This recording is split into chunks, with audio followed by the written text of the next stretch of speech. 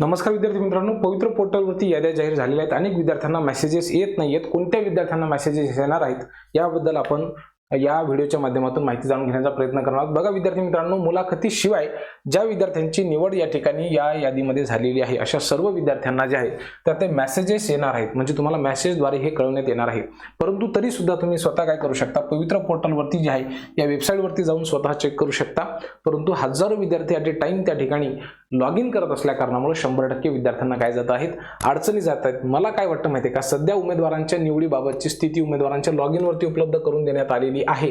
व्यवस्थापन निहाय, म्हणजे तुमची निवड ही नगर परिषदेला झाली, जिल्हा परिषदेला झाली किंवा मग शासकीय आश्रमशाळेमध्ये झाली, विद्यानिकेतनमध्ये झाली, 9वी 10वीला झाली, 1ली ते 5वीला झाली, कोणत्या ठिकाणी झालेली आहे, तर याची जी गुणवत्ता यादी आहे तर ती लवकरच आहे, तर ती डाउनलोड सेक्शनमध्ये येणार आहे. त्यामध्ये आपल्याला ही यादी जी आहे ती सगळीच्या सगळी दिसणार आहे. त्याच्यामुळे आपल्याला काय करायचं आहे की थोडासा वेट अँड वॉच करायचा आहे.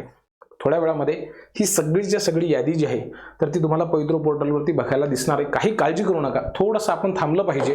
ठीक आहे, निवडीसाठी ज्या काही विद्यार्थ्यांची शिफारस झालेली आहे अशा उमेदवारांना पुढील प्रक्रियेसाठी तुम्हाला ज्या ज्या आस्थापना असतील त्यांच्याशी तुम्हाला संपर्क करायचा आहे. मग ती जिल्हा परिषद असू द्या, नगर परिषद असू द्या किंवा मग महानगरपालिका असू द्या किंवा आदिवासी आश्रमशाळा असू द्या, त्यांच्याकडनं तुम्हाला माहिती प्राप्त होईल.